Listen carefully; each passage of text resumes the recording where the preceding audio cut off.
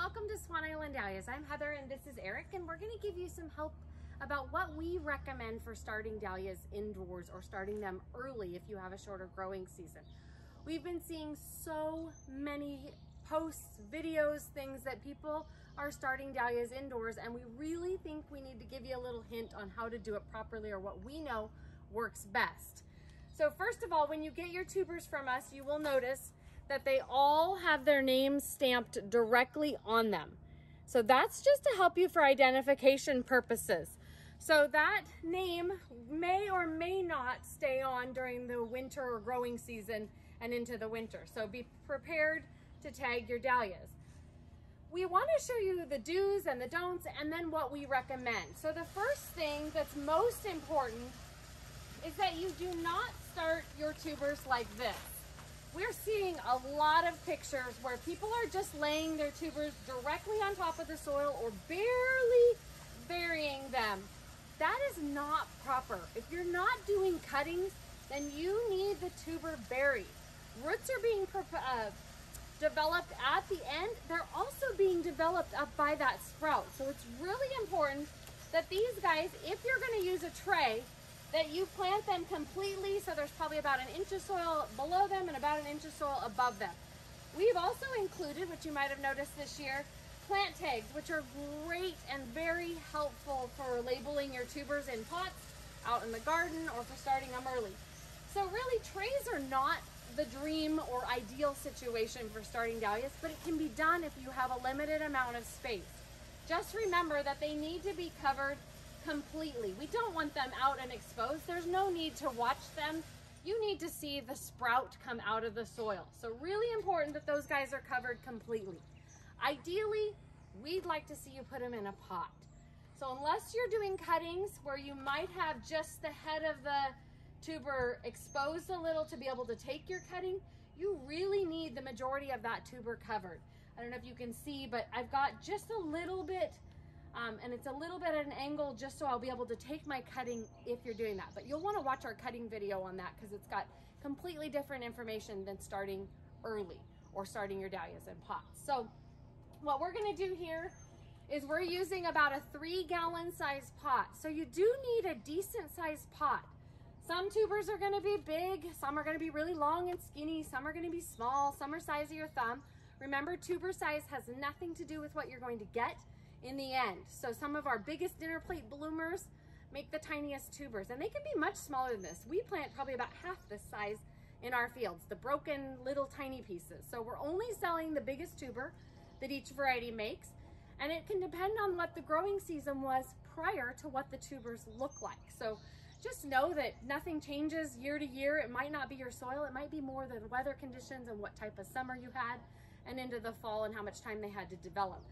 So this variety is Diva that I showed you, and we're gonna go ahead and pot them. So we've got a 3-gallon pot. We're gonna fill it about halfway. So most important is the medium you start with. This is the variety or medium that we use. It's by Sungrow. It's made up of softwood bark, peat moss, and a little bit of pumice. But it does not have any fertilizers. It doesn't have any additive, no compost. It's really important to stay away from your Miracle-Gro potting soils, things that are enriched. That works great for things that are already established and rooted, but it does not work for a tuber or something that has a very tender shoot and new roots and tender roots that need to be produced. So you need a very plain dirt or plain soil. Plain garden soil would work. You just don't want to buy something that's been completely enriched and burn these tubers up. What'll happen is your sprout won't be able to sprout, and it won't be able to grow any hair roots. And if you ever have a tuber that's not showing any signs of hair roots, that's an indicator that the medium it is in is burning and not allowing those little roots to grow, and most likely the tuber will rot out on you. So really important that you have a pretty plain mix, not enriched with soil or compost or things. You want just a plain topsoil, or in this case, we're using a grow mix, which is really nice and airy and light. It does have a little bit of moisture to it, so when we bring it out of the container, we're not going to add any water to it. You're going to be a little shocked of what we're going to do here. But we're going to fill our pot about halfway, so we're up to about this mark, and then we're going to go ahead and lay the tuber in there. Now, you know that the tuber is going to, the shoot and the stalk is going to come out of the crown end. So be sure that that's about in the middle of your pot. You wouldn't want to put this out on the edge of your pot. That sprout's going to have to grow and stalk's going to be on the edge of your pot. So kind of keep in mind when you're putting that in a pot that it be somewhat centered, and you're really centering the crown of the tuber. Okay, so when we go ahead and put the tubers in, we're going to make sure that the sprout or the crown end is towards the middle of the pot. We want to make sure that that stalk's going to have plenty of room to grow. We don't want to shove that up against the edge where that stalk is going to have a hard time growing against the edge of the pot. So try and center the sprout end or the crown end of your tuber. You can see in all three of these pots we've centered that for easy growing and making the best environment for that stalk and plant to grow.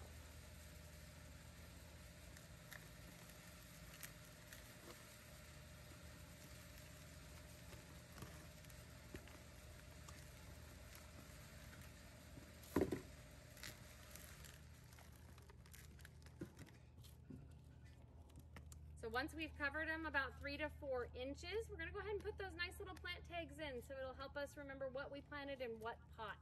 And then these, most importantly, need to be kept above 70 degrees. So if you do not have a warm area, you will not be able to do this. So they need to be indoors, in a greenhouse, somewhere where they can be kept at least 70 degrees. Could be warmer than that. Into mid 80s is probably just fine.